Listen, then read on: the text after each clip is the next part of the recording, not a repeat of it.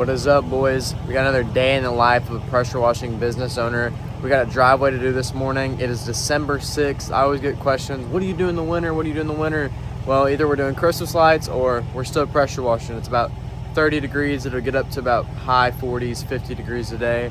We should be chilling. I only got one job on the schedule, a little driveway this morning. Should only take an hour or two. And then I'm gonna show you guys some of the back end stuff I do, computer work, systems, stuff like that. The kind of stuff that we do to prepare for the busy spring, busy summer, and busy fall. All right, boys. Well, I was heading out this morning and I got a call. Somebody else needs a house washed. It's 1,200 square feet. Shouldn't take long. $289. That's 17 cents a square foot on the house. That's about what I charge. So that'll be pretty quick. The only thing is they don't have water directly there. So I'm either gonna have to, one, find a hydrant like I normally do when they don't have water, or a lot of times I'll knock on the neighboring neighbors and be like, hey, how's it going? Terry over here is getting his house washed. His water's turned off for some issues. If I do the sidewalk in the front of the house for free, would you guys let me wash with your guys' water? It's only about 2.5 gallons, like $2.50 every 1,000 gallons. So it's really not a lot of water we're using. We're not even going to use 1,000 gallons, which would be $2.50. And if they were to call me out for the sidewalk and the front side of the house, it would be, $199, because that's our minimum anyways. So, but that's good. That's another job on the schedule. So we're looking over $500 by myself today. And then we'll do some back end stuff later.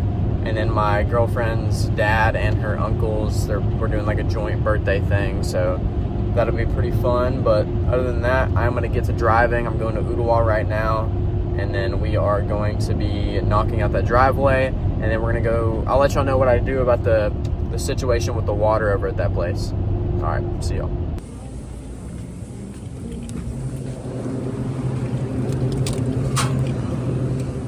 Alrighty, so I swapped out the hat for the beanie because it is cold outside. We just got a breakfast sandwich. We got an energy drink. And we are ready for this first job. We're about 5 minutes from it. I'm going to eat this sandwich, and then we're going to head over there. Just arrived at the job. This is going to be all this driveway. He's got another little driveway down there, and then the sidewalk and the curb, of course. I'm going to get started right now because it's cold. I'm trying to get to this next job. So I will take videos of everything I do that we all can see. Should be pretty cut and dry. It's not too bad. So I always get the question, how do we stay busy during the winter? Well, it takes a lot of prep. To be honest, it just doesn't happen overnight. One of the biggest things for us is like brand awareness. We got truck decals on the truck, and that absolutely has changed things because it makes us look like a bigger company than we are, which makes people think that we should stay busy, so they almost call. It's almost psychology in that sense. But a lot of people, what they do wrong, though, is they lower their prices to stay busy, which isn't good. You don't want to do that. Just because it's slow doesn't mean that you're going to be more profitable during the winter. If anything, you're going to be less profitable. Equipment's going to mess up in the winter. Your guys aren't going to want to work as hard or as bad, so you're going to have to pay them more. You're not going to want to be out there as much. So the key to this is just branding and marketing all year long to prep for the winter. Finding what customers really want in the winter. And then once you find that, then these are your customers. You're going to go off of their needs. So, all right, we just got done with both these driveways, that one, the sidewalk, the curbs. Threw in the mailbox for free. Curbs as well, those weren't included. He had a truck down here, so we couldn't move it. But as we got the city drain too. We always get everything that's basically on the front of their concrete. The only thing I didn't want was this curb because there's a truck right there. And then as you can see, I ended right there because of that truck. But this is all good. The lines will disappear due to it drying out. And then also the post-treatment. All those lines will disappear and it'll look great. The only thing that's not going to come up are these rust stains. Rust and red clay. Obviously, the job wasn't to remove that. It was just to remove the top grime and dirt. That red clay and stuff could be in there from the concrete finish and not even from like a poor cleaning or anything. It could be in there in the concrete finish, which means I'd have to take an acid and essentially take off a whole layer of the concrete to take that off. So that is this job done. I'm gonna pack up real quick, and then I'm gonna catch y'all. Probably, I'm either gonna go to the gym first or eat or the next job. It just depends on what time it looks like. Alrighty, we're here at the second job. I'm gonna show y'all what we got working. Got the trailer right here, we're parked up. Got this. I offered to throw in the gutters. He was like, sure. So I'm gonna blow those gutters out for him. This is like the bad side, really. Just it's gonna be a house wash. All of it's pretty loose. It's just gonna come off with a downstream mix. So hooking up water right now, and then we're gonna get this thing rolling.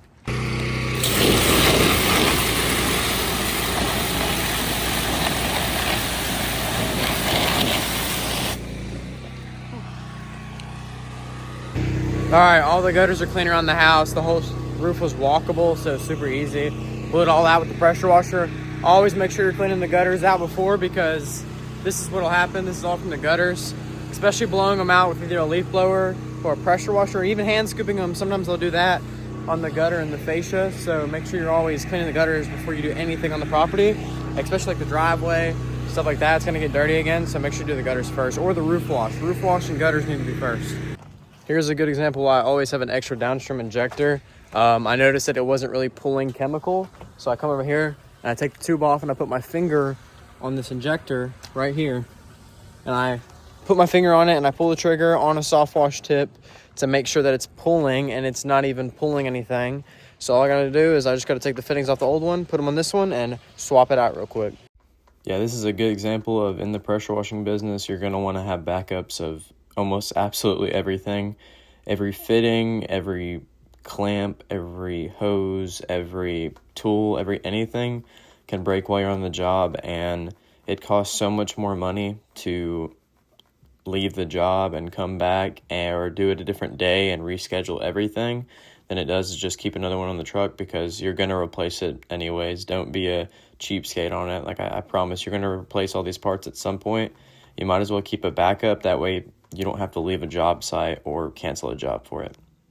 So this customer actually found me on Google, not GLSA, Google Local Service Ads. They actually found me on just regular Google My Business. He searched up pressure washing near me, called me and was like, hey, I'm getting my mother's house ready and we're doing a bunch of renovation. We're going to need the whole thing washed. He said it's super dirty. I said, awesome. Shot him a price. He said, okay.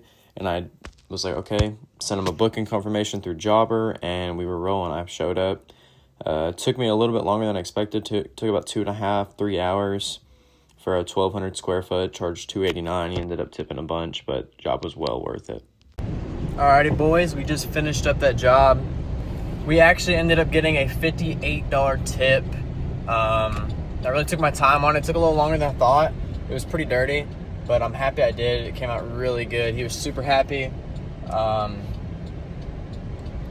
Veteran, so we gave him 10% off, but he ended up tipping anyway, so it ended up being more than even just the 10% off. So yeah, but I am probably about to go hit the gym for about 30 to an hour, and then I got that thing with my girlfriend, and we will be eating steaks and hanging out. Alrighty, finally got off of that job. About to fill some gas up right here, and then I'm gonna eat some snacks that I got from the gas station. And then we're gonna go head to the gym, we get a little workout in, and then go eat some steaks.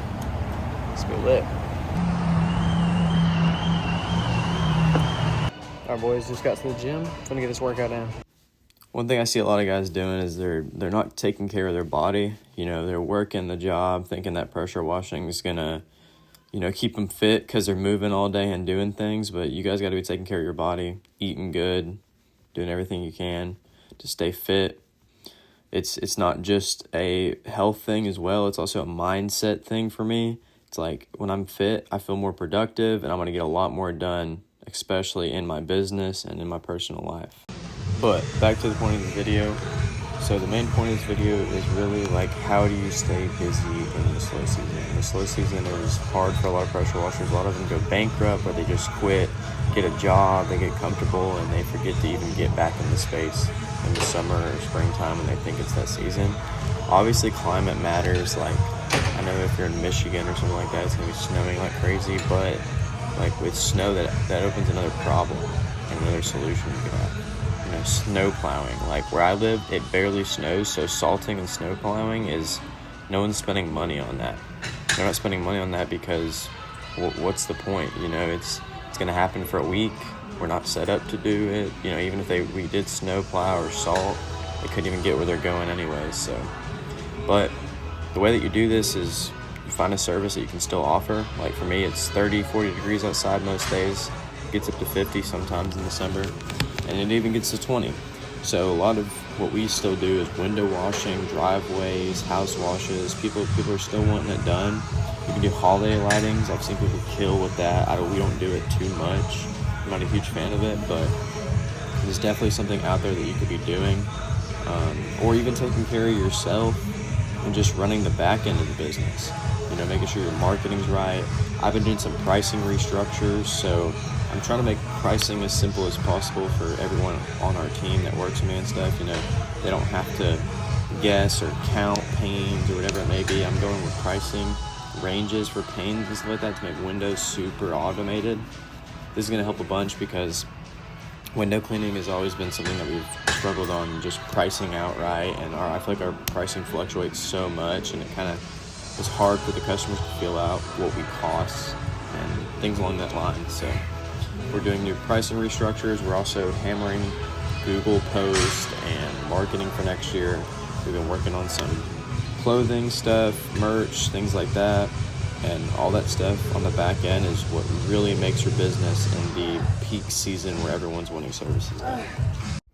Another thing I've started doing is text message campaigns, sending out just holiday messages for holidays, or just like discounts we're running, or even just saying, hey, what's up to the customers? How's your week going? And they respond, and you're just getting engagement with the customers. Huge thing that you need to be utilizing in your business, and if you're not, you're going to get left behind, is going to be social media marketing and just organic posts on social media, letting people not only see the business aspect, but the life of your employees, your spouses, your family, things like that. These things are going to show the people that you care more about them, and you're a real person. You're not just like a money grabber. And people love to see your personal life. They love to see what the business is doing and accomplishments the business is getting. It just adds so much credibility to your business, and all the customers trust you so much, even customers that have been with you. What a workout, boys. If y'all are not working out on the side of working, you consider your job pressure washing, working out, you don't know the reality. You guys got to take care of your body. Make sure you're just not eating candy the whole time you're on job sites. Making sure you're eating decent. Not saying that you don't have to go on a diet or anything, but because you're a pressure washer, you're active, stuff like that. But as long as you're working out, do everything you need to be, your body's going to take care of you. I'm only 17, so hoping that I catch this early and I take care of my body, and I can do a lot of things that a lot of people can't do at their age. So we're going to go eat these steaks now. All right. What is up, boys? It is the next day, and I actually ended up hanging out with her family. I didn't get a lot of videos because family time, hanging out. I was done working, worked a whole day, and went to the gym. But I'm waking up this morning, doing some bookkeeping, doing some back-end stuff. I'm just closing this video off right now, finishing up the editing on it. But appreciate y'all for watching. Like, subscribe. I'm going to keep pushing these out, especially when it's winter. I could probably make a lot more educational stuff because we're going to start to slow down eventually. I don't know when, but we're going to slow down within the next couple weeks, especially if we get some snow.